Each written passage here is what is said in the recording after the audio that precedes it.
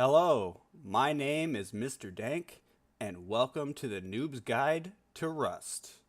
Rust is an open-world sandbox crafting and survival game produced by Facepunch Studios and is updated monthly on the first Thursday of each month. Along with new additions to the game, each monthly patch includes a forced server wipe. This means that whatever server you are on will have its map and potentially its blueprints erased, forcing everyone to start at square zero. This may sound crazy to new players at first, but it works, and I'll explain this a bit more later. The only goal in Rust is to survive, and everything in Rust wants you dead. In order to avoid death, you will need to collect resources, craft tools, build a shelter, and prevent starvation.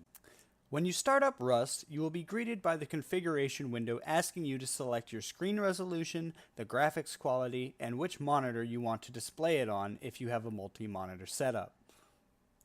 It will also give you the option to run the game in windowed mode, but this is not recommended. There is also an input tab for if you want to use a controller, but you shouldn't. Just don't. Trust me on this. Now that you've got your graphics settings configured, click the play button and the game will load up. Once the game has initialized, you'll be greeted with a new screen with a bunch of different boxes. On the left-hand side of the screen, underneath your Steam name, you'll find a list of recent servers that you've played on. In the upper right corner, you'll see any other friends on your Steam friends list that are currently playing Rust. Under that is a Steam Workshop window where you can vote for skins. Smack dab in the middle is the latest news from the developers. To start playing, click the large button at the bottom that says Find Game, which will take you to the server browser. Upon entering the server browser, you will see three main categories for the servers. On this list are official servers, community, and modded. As a new player, I would suggest finding a decent community server to play on that has recently wiped. This should be fairly easy to figure out as most servers put the date of the wipe in the title. The blueprint wipe cycles for these servers will vary, so be sure to check the server description to find out when they wipe their blueprints. Most community servers follow Facepunch's old update schedule, which is once a week on Thursday. So if you want to find a server that has wiped, Thursday would be the best day to look. There is also an online website that you can go to called justwiped.net to find recently wiped Rust servers. I will include a link to this website in the description. When you spawn into Rust, you will wake up naked on the beach with nothing more than a rock and a torch. If you press and hold down G, your in-game map will appear on the screen. You can right-click on the map to move around and use your scroll wheel to zoom in and out. Take a moment to look around and familiarize yourself with the monuments labeled on the map. These will become more important later on. But don't worry trying to memorize the actual layout of the map, because similar to Minecraft, the map you are on is procedurally generated and is unique to that server. Although, unlike Minecraft, the world you are on is limited in size and you are confined to a small island. These maps will change every time the server wipes or anytime you switch to a new server. Now that you know where you are, the first thing you want to do is gather resources in order to craft weapons and tools in order to hunt and defend yourself. The biggest threat to you in Rust will come from other players, so the sooner you can craft yourself some kind of weapon, the better. A wooden spear will cost you 300 wood to craft. It has good damage and decent range, and it should get you by until you are able to get enough resources to get a bow. Now that you've got a way to defend yourself, it's time to make yourself some tools. You will need 200 wood and 100 stone to make a stone hatchet. You will also need the same amount to craft a stone pickaxe, but the stone hatchet should be made first because it will make gathering wood easier. Besides, one stone node should yield enough stone to make both tools. Now that you've got weapons to defend yourself and tools to gather resources with, it's time to collect materials to build your first base. This will be the hardest part in Rust, and the only advice that I can offer is to avoid other players or places of interest during this period. In order to build your first base, you will need 4 key components. You will need wood, stone, metal, and cloth. Rust has 3 different ore types that you can mine. It has stone, it has metal, and it has sulfur. Each one is a different color. There are also a lot of rocks in the Rust world that look like they are mineable, but they are actually not. The way to tell the difference between mineable and unmineable resources is that the mineable resources will have a glowing spot on them during daylight hours. As you traverse through the Rust world, you will also notice that there are various resources that you can collect off of the ground. These resources include, but are not limited to, wood, stone, metal, sulfur, and cloth. These resources are extremely valuable and should be collected anytime it is possible. In order to build your first 2x1 with an airlock, you will need approximately 2,000 wood and 3,500 stone. This includes the cost of your door, your key lock, and your tool cupboard, which we will get more into later. You should begin crafting these items as soon as you have the resources available. In addition to these items, you will also need a building plan and a hammer, which will cost you 130 wood. Once you've gathered the necessary resources to build your 2x1, find a secluded area, preferably away from other players, to build it. Now that you've found a suitable location to claim as your own, it's time to build your first base. Take the building plan and the hammer that we crafted earlier and place them onto your hotbar. The building planner is used for placing down building pieces, and the hammer is used for upgrading. Each of these tools has a submenu that can be accessed by holding down the right-click button of the mouse. Use the building planner to place walls and foundations, and use the hammer to upgrade them as seen in this video. Once you've built and upgraded your structure, be sure to install your door, place the lock it, and set down your tool cupboard. To lock your door, you will need to hold E on the lock after you've placed it and use the pie menu to select lock. Now that your base is secure, it's time to place the tool cupboard and craft yourself a sleeping bag with the cloth that you gathered earlier. Once you place down your tool cupboard, you will need to authorize on it before you can do any building or changes to the structure. The tool cupboard is the most important part of your base and should be protected at all costs. This is what prevents other players from building on and griefing your base. Any player who has access to it may build or upgrade any part of the structure within its protective zone. The protective zone radiates from the foundations of the building and covers approximately 8 square foundation lengths away.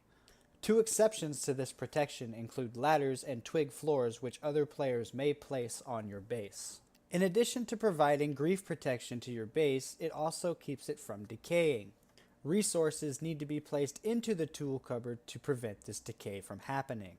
The level of resources required will vary depending on the size of your base. The larger your base grows, the more resources you will be required to insert. This resource tax is calculated by the amount of blocks or pieces that you used in the total construction of your base, and are calculated in a 24-hour period. Other deployables that become part of the structure are also included, such as window bars and doors. Keep this in mind when designing your base. If you want to plan out the design of your base to see how much it's going to cost you resource-wise, there's a great tool that I use all the time called Fortify, which I will link in the description. There are a few things to consider when building your base. The first one being wall placement. Different walls provide different levels of protection, and each one of them comes with a strong side and a weak side. Twig walls are not very strong and can be easily destroyed with stone tools. It is recommended that you upgrade these to stone or at the very least wood as soon as you have the materials for it. When placing your walls, you want to make sure that the strong side is always facing outward. The strong side of a wall is more resilient to melee attacks and provides a higher level of protection. When placing twig walls, the soft side can be easily identified by the X-like crossbeams that appear when placed. Be mindful of building when other players are nearby, because if they attack your walls, it will prevent you from repairing or upgrading it for 30 seconds. The next thing to consider when building your base is window placement. Windows that cannot be secured with metal bars or bulletproof glass should not be placed in important areas, as players can easily jump in and out of them and steal whatever items they have access to. Also, placing a window on your first floor is a guaranteed way to get shot.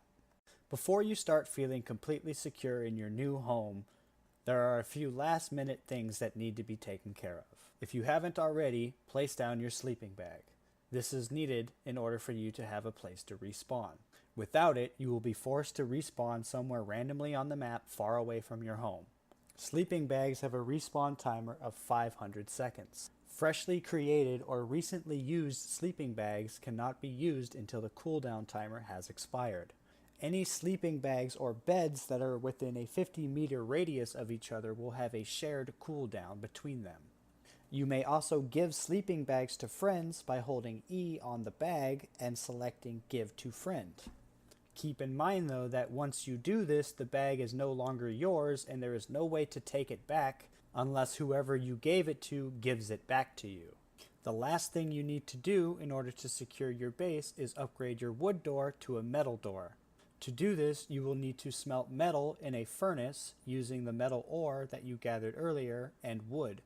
Each furnace costs 200 stone, 100 wood, and 50 low-grade fuel. Low-grade fuel can be acquired from oil barrels found on the road, or at certain monuments, or by killing animals and combining animal fat with cloth.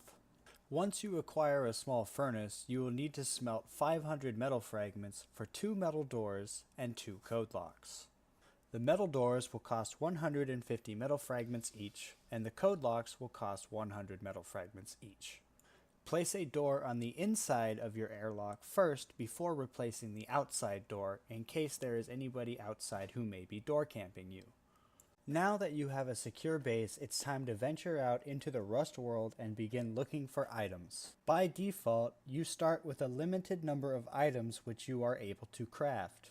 The rest of the items you will have to acquire from roads and rad towns or by killing other players. Loot is found inside of barrels and boxes. Different types of boxes contain different types of loot. Boxes found on roads will typically contain tools, clothing, and lower tier weapons. Boxes found at monuments will typically contain higher tier weapons and rarer items.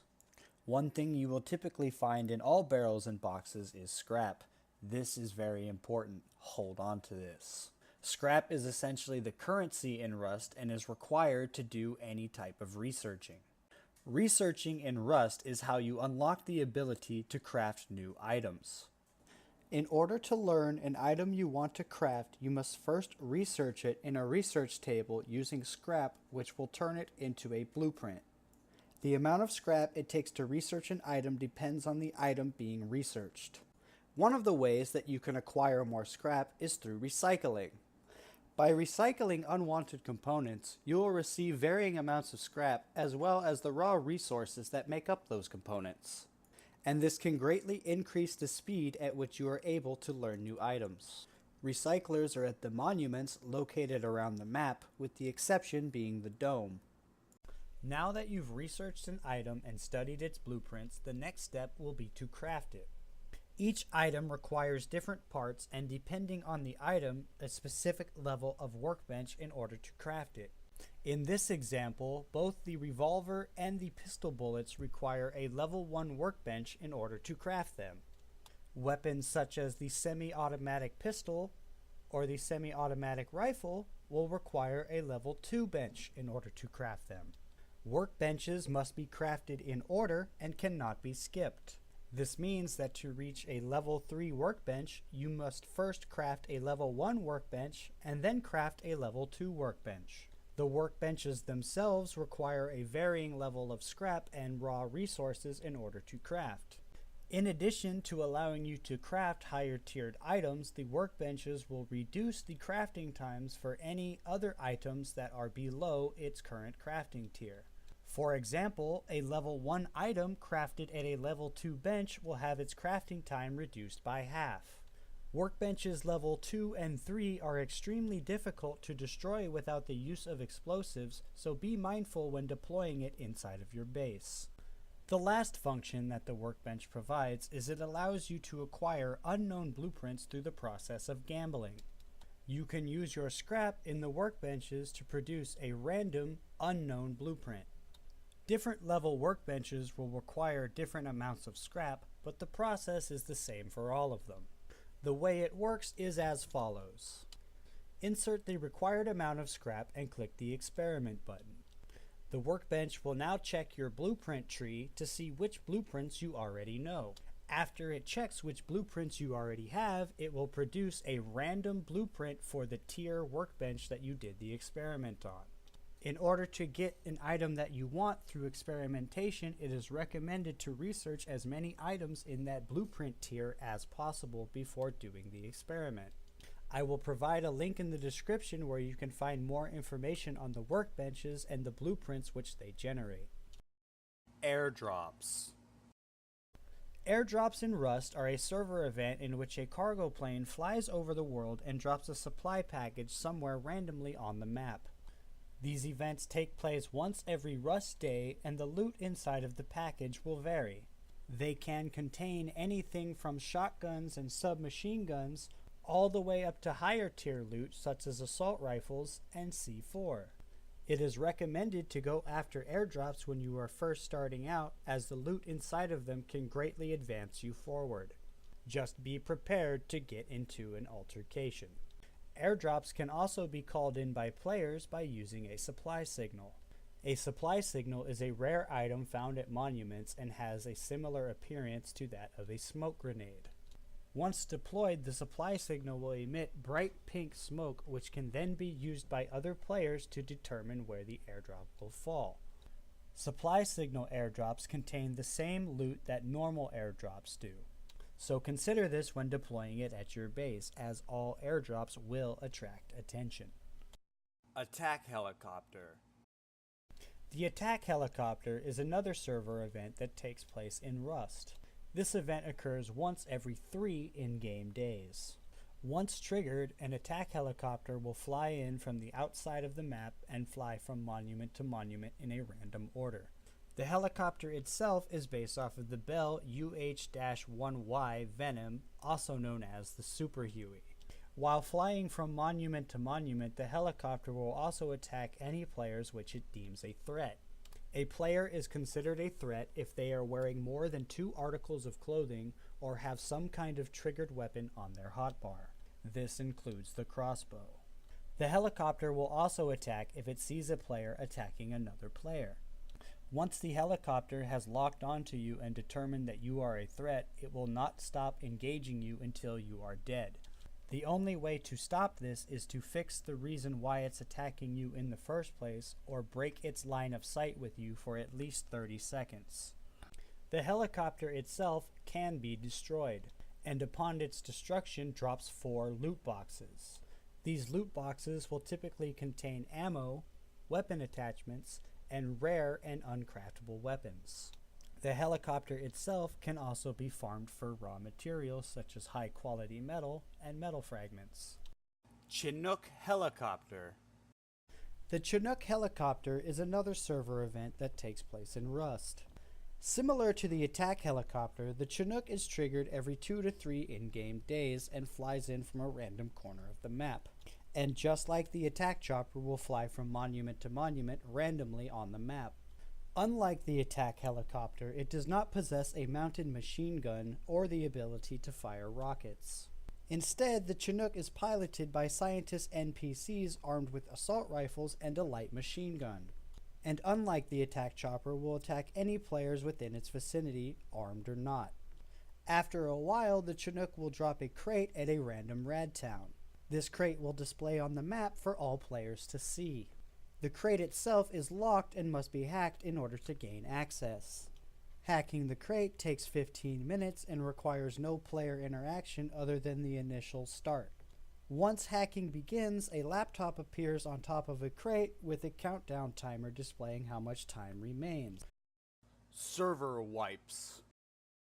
Now that we've got the basics out of the way, let's talk about wipes. Wipes are the great equalizer in Rust. They set everybody back and put everybody on the same page. Without them, new players would not stand a chance. There are 2 types of wipes in Rust. The first one being a blueprint wipe, and the second one being a map wipe. A blueprint wipe is exactly as it sounds. Every player on the server has their blueprints erased and starts with nothing. A map wipe erases the map only and all blueprints are retained.